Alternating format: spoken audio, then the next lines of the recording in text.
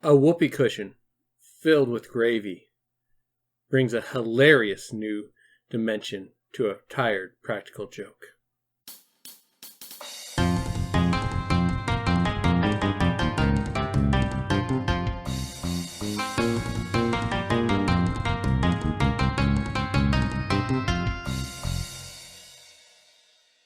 Hello and welcome to Assorted Meeples. I'm Phillip the Meeple on duty, and today we are talking about, as you can tell from the title of the video, inserts and kind of what makes a good one, in my opinion at least. I know most of the Meeples have zero dogs in this fight, but me on the other hand, I actually really enjoy when a developer puts the time, effort, and thought, devotion into a little aspect that most people don't think about, because what do you do when you get the game? You just throw it back in the box and put it on the shelf, and then when you pull it out, you gotta set it all up anyways. But what makes a good board game insert? Is it that it just holds all your pieces and all that? There are a few things that I look at. Yes, it holds the game well. It organizes by, your player pieces so that you don't have to sort out all the reds from all the blues and all that stuff. And by function. So if it's resources, those are all together and where they can come out of the box easily. Another big thing for me too is that it actually aids in getting the table or getting the game out of the box and on the table and off the table and back in the box. Now I understand that some of this isn't that big a deal, but Gaia Project is the worst one I can think of off the top of my head, where because there is no insert,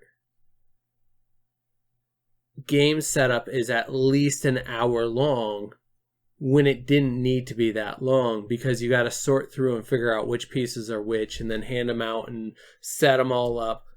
Whereas if a little more design more of the design process had gone in from just completing the game and publishing it into putting out an insert that held all the pieces right, the game would get off the shelf a lot more than trying to do that otherwise.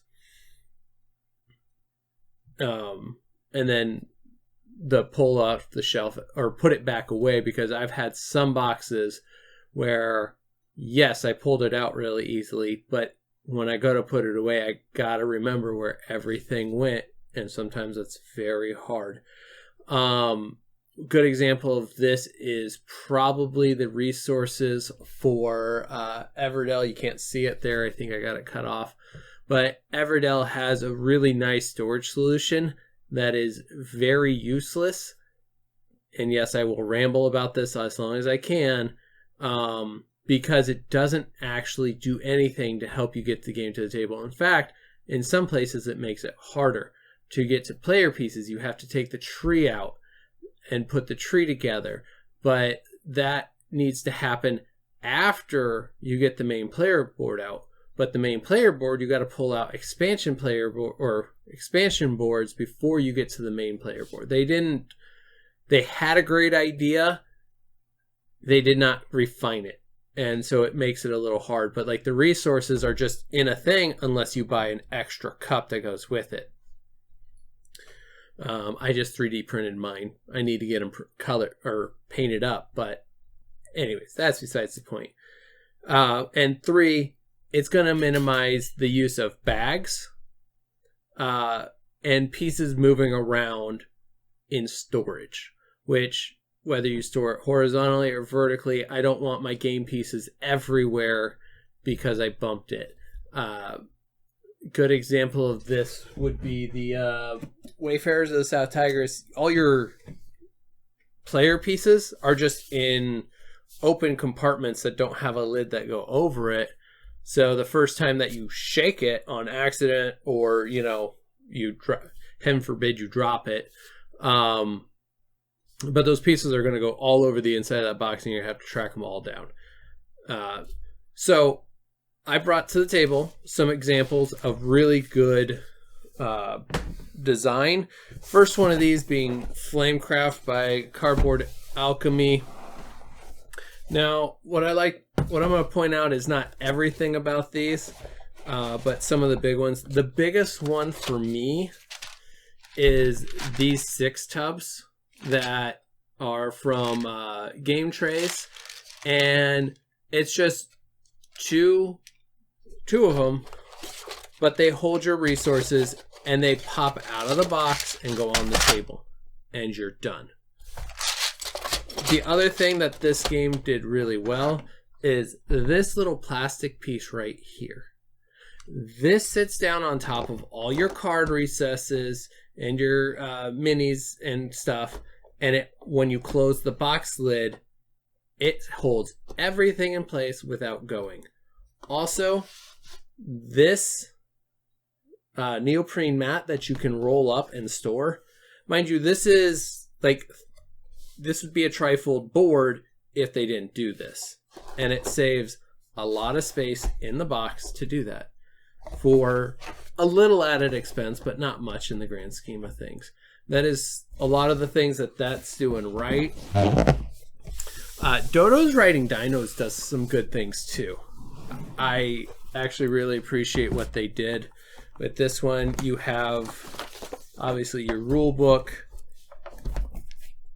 1 board, 2 boards, and it's deep enough that there's no lid lift. And again, it has the little sheet of plastic that goes on top to hold everything in place. This one has a place for every single racer. I've got it upside down here. Let's flip it the right way. It has a well for your resources and your dice, and it has wells for cards as well. And then the alternate, if you don't want to use your pretty minis, you can use your just your racers, which also means hypothetically you can play 2 games at once with the you had to split the resources, but you could possibly play 2 games at once because of that. Let's put the nice piece back. But yeah, this cover that ensures that unless the box flies open and pieces can run everywhere, they're going to stay, every piece is going to stay where it should. This one, the Dodo Dash, is now in the shipping phase, and I've got my tracking number, just it hasn't left the building yet. This is Spirits of the Wild by Mattel. This is probably one of the nicest inserts in my collection, and this is a very simple 2-player game. I'm gonna have to sit down and do that sometime. Mattel games, I have like 3 or 4 of their games, maybe 5 if you count both versions of Blockus, but they have the 5 that I have are really fantastic games, and I should talk about them sometime. Mattel, you should send us money for that. And the inserts that go into them actually are pretty well thought out and allow you to get the game onto the table very well. So you have your player boards on top with your rule book, and then it's this. This is what you're confronted with. This has a well that holds the bag of stones you're going to be playing with. It has the cubby for your big player powers, and then it has a recessed cubby underneath that holds all the player the 2 sets of player cards, and then you have your coyote tucked underneath there. And last but not least, the last piece is the cup that the stones go in when you pull them out of the bag. This does everything that I want an insert to do. It even has finger grabs, so you can easily get to what you want instead of just fitting in there nice and tight and wondering how you get the cards out of there. It actually has finger holds to get it out. It also has everywhere that something needs to stay in there. It has little grabby tabs that maybe eventually could wear out your cards and stuff, but this is besides these, it's known what cards you have and what cards, you are in use. So no big deal there. But again, very well laid out, very easy to pull out of the game box and get on the table. And last but not least, a game that I wish was easier and didn't hose me every time I played it, both In Search of Stone Owls on the computer and on the tabletop, where it just ruthlessly murders the shit out of you. Stardew Valley. Now, this one has a insane amount of moving pieces that you have to keep in mind. So this is not 100%, but this is still really good for the number of pieces you have. So this is your fishing bag, and it has all my fishing tiles in it. This is your mineral and or artifact bag. It has all those pieces. You have your player boards, your rule books, and then below that you got your community board. This is the part that makes life a lot easier. This holds all of my resources that I'm going to be, or most of the resources that I'm going to be getting. It has all the farm crops. So I have them organized by spring, summer, fall.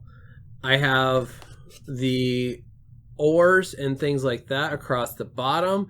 And then I have the animals here. And oh no,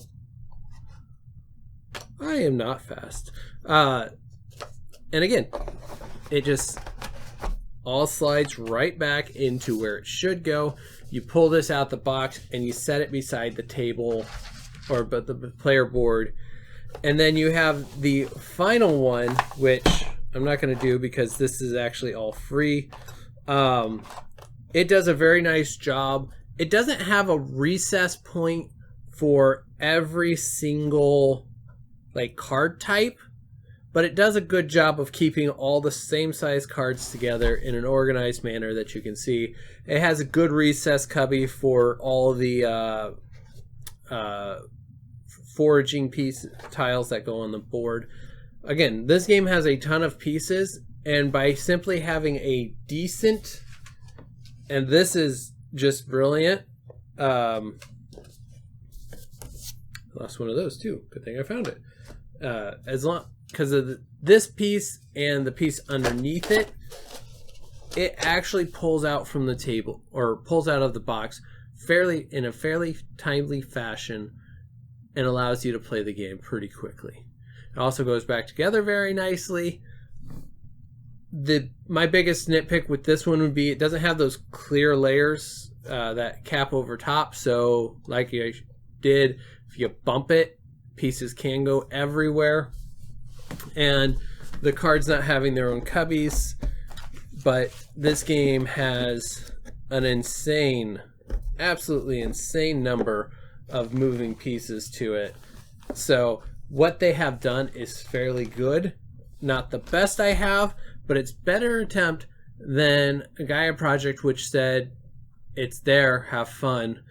Or Simon, yes, the inserts in each individual box are really nice, but I don't want you taking up 2 entire shelves with your game product for one game, let alone all the Zombicides you have, which I don't own a Zombicide.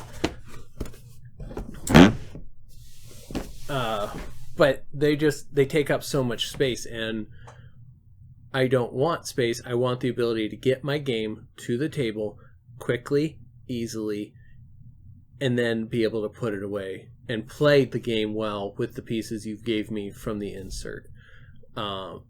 So that is a big hindrance for me some days, whether I want to take the time to set up or not. And Century is another one, but I've got it in a storage box underneath there with the other two. Actually, all 3 of those games in the Century, the insert is really great. You pop it open, you pull all your pieces out. The gems and whatever have their own storage container, so you just pop that out, set it on the table, and you're good to go. That's all I really have. And again, inserts are getting a lot better as more people kind of demand it, and you have game trays, and I think there's a couple others that are now really getting into the insert. There's a huge industry behind 3D printed inserts or laser cut inserts of either cardboard or wood that people will spend up to and including more than what they paid for the game for an extra insert to organize it better than what the company sold it with. I have a few games that I would do it for, but I'm not spending that much money on an insert for a game. But yeah, so that's quite a bit of a rant there. I hope you enjoyed it. Leave comments down below whether you think I'm right, wrong, somewhere in the middle, or you're one of those people that make and sell 3D printed inserts, because hey, everybody's got to make a living, and I like that better than being a scalper. So anyways, we will see you guys next time. Have a good one. Bye. If you like what you just saw, please support us by hitting that like button and subscribing to our channel for more great gaming content.